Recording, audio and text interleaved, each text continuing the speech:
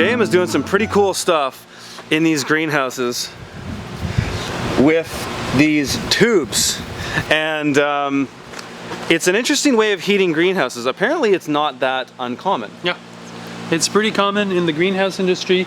These are the heating tubes. They're connected to the furnace in the back, and what they do is that they diffuse the heat on all of the bed and in the bottom of the plants where, you know, there's a lot of molds that can get formed.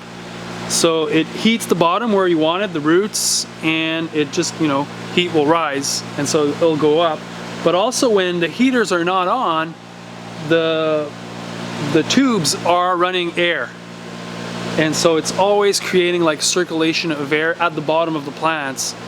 And it's just like a pretty common sense way to heat your tomato plants. And these are inexpensive, you know, plastic tubes. There's holes that are size, you know, the holes are further apart at the beginning and then closer together at the end, so that the whole heat gets diffused invariably. And then it's just about connecting this to your furnace with gutters and whatever.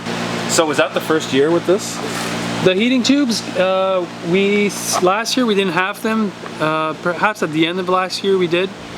We were getting a lot of problems with mildew, still a little bit of it, but you know, this temperature control is really what helps with mildew and all of the fungal problem that you can have in tomatoes.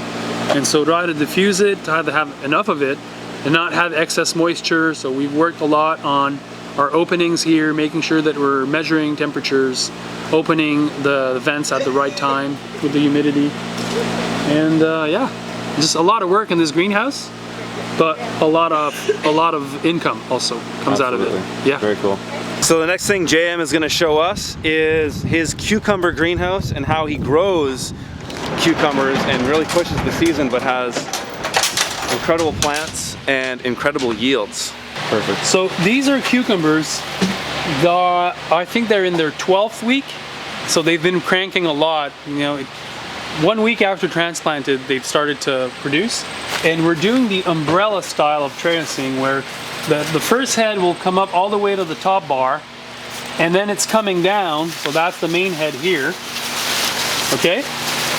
And when it started to come up here, we tied it, and then we left 1, 2, 3, 4 nodes, and we left the fruit and the nodes, and they produce shoots that were also coming down. So, you know, basically when we do cucumbers, we keep 1 node out of 2, but when they reached the bar, we left the nodes, and then they started new heads coming down. So there's 4 heads coming down plus the main head, and when the main head reaches 6 node, we cut the head off, and then all the energy goes into these guys, and then the plant keeps on producing. And that's how we're able to go for many, many weeks with the same plants. Now the trick is to keep them healthy.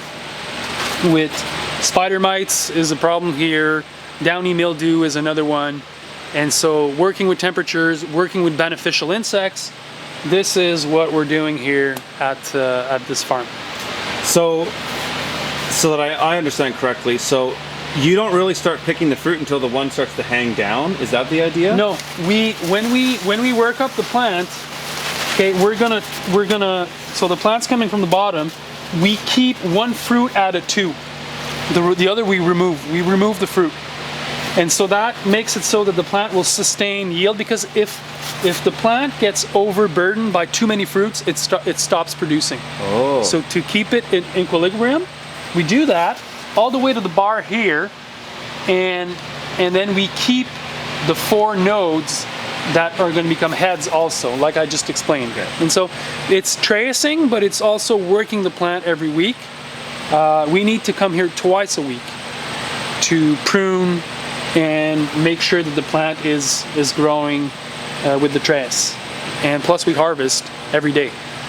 So we're in those greenhouses a lot, and it's a lot of work, but high risk, high reward. Mm-hmm. Like we get a lot of income from those cucumber plants. And what kind of cucumber are you looking to get? You're growing these vertically to get a straight English cucumber type thing? They've been harvested today, so I don't have some that are... okay. But these are English style cucumbers. The variety that we like is fuck, it's not Socrates, it's another one. I just don't remember it right now. Yeah. And we also do some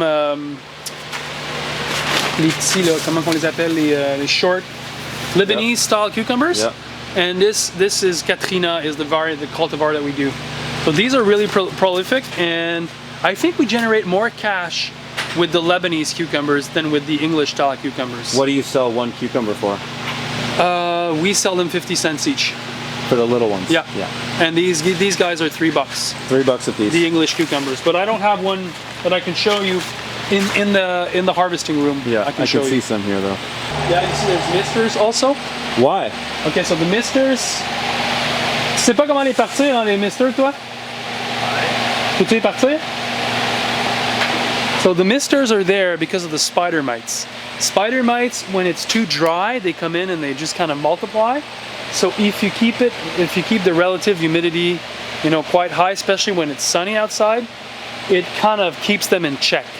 Huh. So we have the misters for that, and we also introduce beneficial insects that will, you know, go and eat the spider mites. I don't think, do we see them here? So, but you know, we're just following a game plan that we have. So we're not going to improvising this. These are methods, proven methods of greenhouse production, and it's just about making the step and doing it.